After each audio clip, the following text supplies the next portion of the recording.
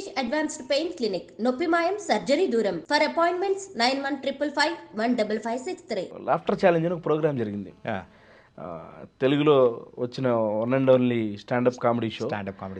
అందులో అప్పుడు నేను బ్రహ్మానందం గారిని ప్రతి ఎపిసోడ్ ముందు ఏదో ఒకటి జడ్జిని అడ్రస్ చేస్తాం కదా, ఆయన జడ్జి ఆ ప్రోగ్రామ్కి. తెలుగు ప్రేక్షకుడి రసజ్ఞత స్థాయిని పెంచిన హాస్య బ్రహ్మ అనగానే ఆయన అవగానే పిలిచారు.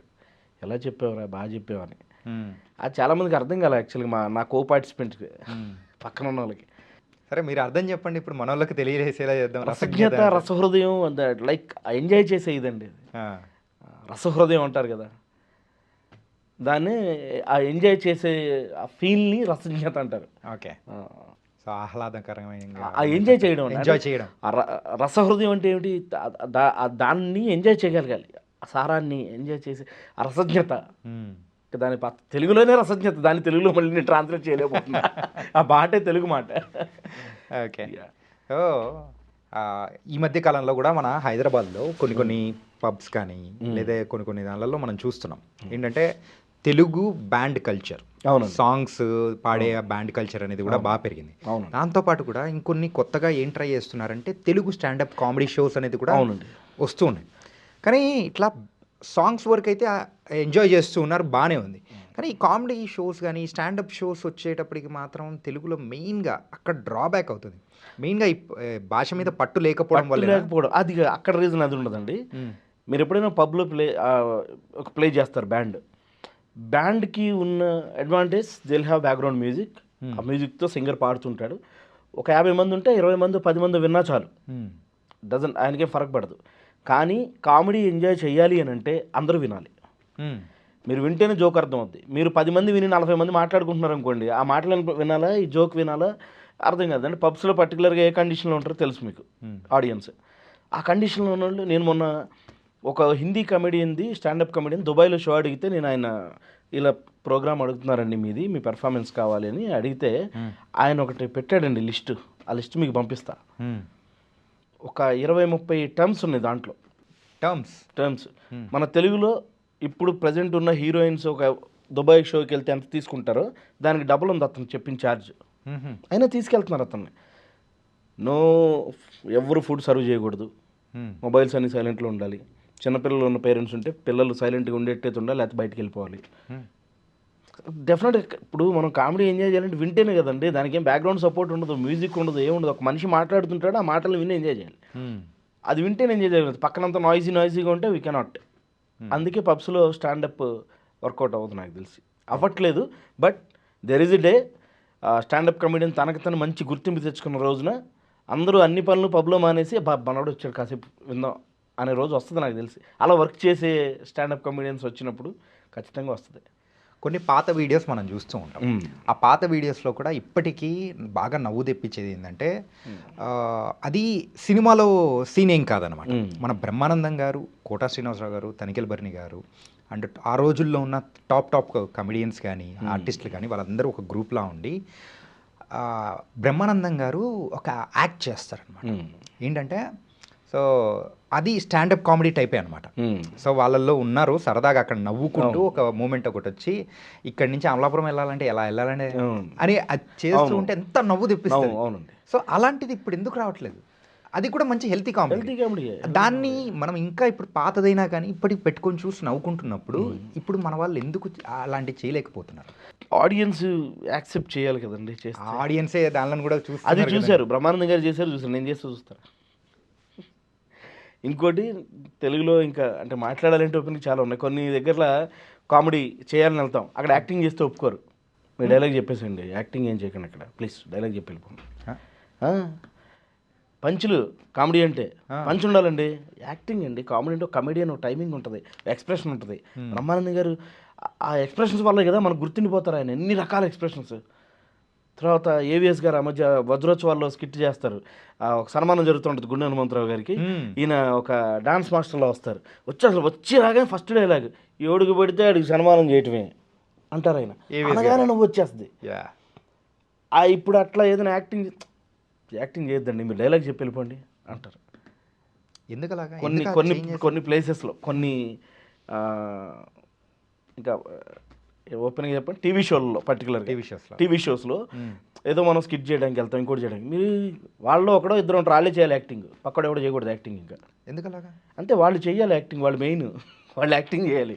వాడికి వచ్చినా రాకపోయినా వాడు యాక్టింగ్ చేయాలి. పక్కనోడికి యాక్టింగ్ వచ్చినా చేయకూడదు, సైలెంట్గా ఉండాలి, డైలాగ్ చెప్పి వెళ్ళిపోవాలి.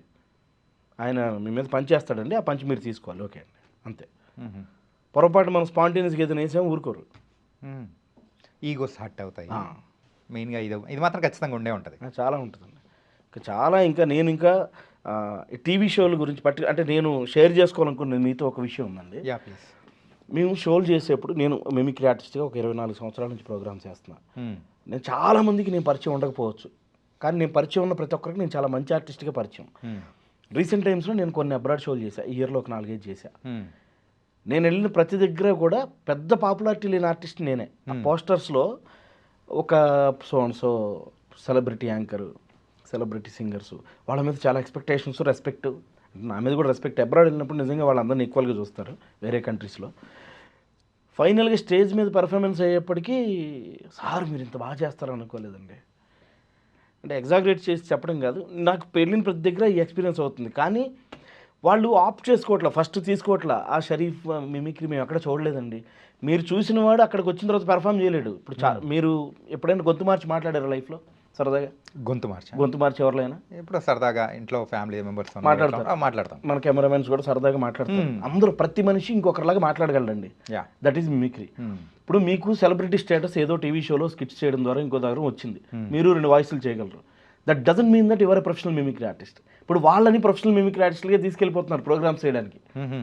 అంటే అది ప్రొఫెషనల్ అని తీసుకెళ్ళడం కాదులేండి, ఏంటంటే ఒక స్టార్డమ్ ఉంది, సో ఆ స్టార్డమ్ ఉంది కాబట్టి తీసుకెళ్లాలనే ఉద్దేశంతోనే వాళ్ళని ఆ గ్రూప్లోకి తీసుకెళ్ళిపోతున్నారు అనుకోవచ్చు. వెళ్ళిన తర్వాత వాళ్ళతో మిమిక్రీ చేస్తున్నారు కదా అక్కడ, అది ప్రాబ్లం. 2-3 వాయిస్లు ఎవరైనా చేస్తారండి. ఓకే, 2-3 వాయిస్లు ప్రతి ఒక్క మనిషి. ఇప్పుడు చంద్రబాబు నాయుడు గారిని మిమిక్రీ చేయాలంటే దాదాపు మిమిక్రీ రాను కూడా చాలామంది చేసేస్తారు, కొంచెం డిఫరెంట్గా పెక్యులర్గా ఉంటుంది కాబట్టి. అలా కొన్ని వాయిస్లు కొంతమంది చేయగలరు, అలానే అందరూ మిమిక్రీ ఆర్టిస్టులుగా. అక్కడ మా స్టేజ్ ఆర్టిస్టులకి ఏంటంటే వాళ్ళకి పాపులారిటీ ఉంది కాబట్టి వాళ్ళని తీసుకెళ్ళిపోతారు, మాకు అక్కడ అవకాశం రావట్లే. పోనీ ఇక్కడ టీవీలో వెళ్ళి చేద్దాం, టీవీలో ఎస్టాబ్లిష్డ్ వీళ్ళు, అక్కడ మమ్మల్ని ఏం చేయనివ్వరు. Okay, coming to the TV shows అన్నమాట. టీవీ షోస్లలో ఒక స్టాండప్ కామెడీ దాని గురించనే కాకుండా, సో ఒక కామెడీ జనరేట్ చేసి అందరినీ నవ్వించగలిగే షో అంటే అందరికి గుర్తొచ్చేది జబర్దస్త్. సో జబర్దస్త్ తర్వాత ఎంతోమంది ఆర్టిస్టులు కానీ సో ఇండస్ట్రీకి రావడం కానీ సో చాలా వరకు వచ్చారు, సర్వైవ్ అవుతూ వెళ్తూ ఉన్నారు, ఇంకా వస్తూ ఉన్నారు, బాగుంది. కాకపోతే ఆ జబర్దస్త్ వల్ల సో ఆ కామెడీ అనేది చచ్చిపోయిందా, లేకపోతే కొత్త రకంగా కామెడీని ఎంజాయ్ చేయడం నేర్చుకుంటున్నారు కానీ ద ప్యూర్ కామెడీని ఎంజాయ్ చేయలేకపోతున్నారా? వచ్చిన కొత్తలో ఒక వేవ్లా వచ్చింది, అందరూ ఎంజాయ్ చేశారు. ఇప్పుడు కొంచెం చూడడం తగ్గింది నాకు తెలిసి. అంటే అప్పటితో పోలిస్తే తగ్గింది, కానీ అకార్డింగ్ టు రేటింగ్స్ ఉండాలి, ఇప్పటికీ గుడ్ గోయింగ్ బాగానే ఉంది. కానీ అదే అండి, ఒక్కొక్కరిది ఒక్క స్టైల్ సార్. కొంతమంది మీరు అన్నట్టు కొంచెం డబుల్ మీనింగ్ డైలాగులు అవి వేస్తారు, కొంతమంది ప్యూర్ కామెడీ చేస్తారు, ఒక్కొక్కరిది ఒక్కొక్క స్టైల్. దానివల్ల కామెడీకి జనాలు కామెడీ ఎంజాయ్ అయితే చేశారు, కానీ కామెడీ చచ్చిపోయిందని అయితే నేను అనుకున్నాను. వాళ్ళు ఇంకా కొంచెం కామెడీని ఎంతో కొంత నిలబెట్టినట్టే, కాకపోతే నిలబెట్టడంలో ఒక్కొక్కరిది ఒక్కొక్క స్టైల్ అంతే. అదే ఒకప్పుడు కామెడీ అనేటప్పటికి ఒక హెల్తీ కామెడీ చూసేవాళ్ళం, కాకపోతే ఇప్పుడు ఇది వచ్చిన తర్వాత ఒక బూతులతో పాటు డబుల్ మీనింగ్ కానీ అండ్ బాడీ షేమింగ్ కానీ ఇవన్నీ చేస్తూ ముందుకెళ్తున్నారు. సో ఇది బయట చిన్నపిల్లల దగ్గర నుంచి అందరి మీద ఒక ప్రభావం అనేది చూపుతుంటది కదా. ఎవడన్నా కానీ ఫ్రెండ్తో మాట్లాడుతున్నాడంటే అరే వాడికి పంచేయాలరా పోయి అంతే. మాట్లాడుతున్న ఎఫెక్ట్ జనాల మీద ఖచ్చితంగా అంత ఇంత డెఫినెట్గా ఉంటుంది. దాన్ని చూడడం వల్లే మారిపోతారని చెప్పలేను, కానీ డెఫినెట్గా ఇంపాక్ట్ అయితే ఉంటుంది. ఇంకా అది అట్లా ఇప్పుడు దానికి సెన్సార్ లేదు టీవీకి, చూస్తున్నాం మనం. అందులో కూడా బాగా మంచి హెల్తీ కామెడీ చేసేవాళ్ళు ఉన్నారుగా, వాళ్ళని చూసి కూడా మంచి హెల్తీ కామెడీ చేద్దాం ఇన్స్పైర్ అవ్వచ్చుగా. There are both sides of coin అండి. ఓకే, కానీ కామెడీని అయితే వాళ్ళు రకంగా మంచిగా నిలబెట్టినట్టే లెక్క. నేను కూడా కొన్ని ఎపిసోడ్ చేశాను జబర్దస్త్లో. అప్పుడప్పుడు నేను తడాకా అనే ఒక ప్రోగ్రామ్ వచ్చేది ఎక్స్ట్రా జబర్దస్త్ కంటే ముందు. ఆ షో విన్నర్ నేను, యాక్చువల్గా నేను టీమ్ లీడర్ని అండ్ విన్నర్ని. అది ఆ కాన్సెప్ట్ ఏంటంటే స్కిట్స్ చేయాలి, అందరూ ఏదో ఒక మిమిక్రీ వాయిస్తో చేయాలి. టీంలో 5 ఉంటే 5, 4 ఉంటే 4, ఒక్కొక్కరు ఒక్కొక్కరు ఇమిటేట్ చేస్తూ స్కిట్ చేయాలి. ఒక 13 ఎపిసోడ్స్ చేసాం. ఆ సీజన్ 1 అది కూడా నేనే విన్నర్. అప్పుడు ఉదయభాన్ గారు తర్వాత హరికిషన్ గారిని మిమిక్రీ ఆర్టిస్ట్ ఉండేవారు. హరికిషన్ గారు 10 years బ్యాక్ 10 years వాళ్ళిద్దరు జడ్జెస్. ఆ తర్వాత నేను కొంచెం టీవీ షోలకి దూరం అయ్యా యాక్చువల్గా. ఎందుకు కారణం ఏంటండి? నేను యాక్చువల్గా స్క్రిప్ట్ రైటింగ్, సినిమా డైరెక్షన్ నాకు ఇంట్రెస్ట్ అండి. తర్వాత ఎలాగో ఇంకోటి, నేను ఇప్పటివరకు చేసిన ఈ టీవీ షోలు కానీ ఈవెంట్స్ కానివ్వండి, ఏదైనా అవకాశం ఎవరిని అడిగి ఎప్పుడు తెచ్చుకోలేదు. ఆటోమేటిక్గా వస్తూ ఉన్నాయి. సో నేను అవకాశాలు అడిగి తెచ్చుకుంటే ఇంకా బెటర్గా ఉండేవాడినేమో. ఒకవేళ అడిగినా ఎవరు ఇచ్చేవాళ్ళు కాదేమో. కానీ ఇప్పుడైతే నేను హ్యాపీగా ఉన్నా. నేను డెఫినెట్గా హ్యాపీగా ఉన్నా. నేను ఆ టీవీ షోలు దూరం అవడానికి కారణం ఏంటంటే మనం కొంచెం ప్రయత్నం చేయాలి. చాలామంది ఆర్టిస్టులు ఉన్నారు అక్కడ ప్రయత్నం చేసేవాళ్ళు. ఇప్పుడు నాకంటే బెటర్గా చేసేవాడు, నాకంటే చాలా వరస్ట్ కండిషన్లో ఉన్నవాళ్ళు ఉన్నారు, నాకంటే వరస్ట్గా చేసేవాడు, నాకంటే బెస్ట్ కండిషన్లో ఉన్నవాళ్ళు ఉన్నారు. అది ప్రతి దగ్గరే ఉంటుంది. సో నేను ఎప్పుడు ప్రయత్నం చేయాల. నా ఫోకస్ అంతా స్క్రిప్ట్ రైటింగ్, నా షోలు నేను చేసుకోవడం. ఫ్యామిలీ రెస్పాన్సిబిలిటీ ఉంది, వాళ్ళకి డబ్బులు ఇవ్వాలి. నేను ప్రయత్నాలు చేసుకుంటూ కూర్చుంటే ఇంట్లో ఫుడ్ వాడు పెడతాడు. ప్రోగ్రామ్స్ చేసుకుంటూ డబ్బులు సంపాదిస్తూ వాళ్ళకి ఫుడ్ వాళ్ళకి పెడుతూ డైరెక్టర్ అవ్వాలని ఆ గోల్తో నేను ముందుకు వెళ్తా ఉన్నా. అందుకే టీవీకి కొంచెం దూరం అయ్యా. కొన్ని సీరియల్స్, సినిమాలో చిన్న చిన్న క్యారెక్టర్స్ అవి వచ్చాయి కానీ చేయలేదు. 1-2 సినిమాలు చేశా. హీరో కళ్యాణ్ దేవ్ సినిమాలో ఫ్రెండ్ క్యారెక్టర్ చేసా, 40 రోజులు చేశా. చేసిన తర్వాత నాకు అర్థమైంది ఏంటంటే, సినిమా అయినా ఈవెంట్ అయినా ఇంకొకటైనా నీ అవసరం వాళ్ళకు ఉన్నప్పుడు నీకు ఇచ్చే రెస్పెక్ట్, నీకు ఇచ్చే డబ్బులు డిఫరెంట్గా ఉంటాయి. నువ్వు అవకాశం అడుక్కుని వెళ్తే అసహ్యంగా ఉంటాయి. అది మా కజిన్ ప్రొడ్యూసర్ ఆ సినిమాకి.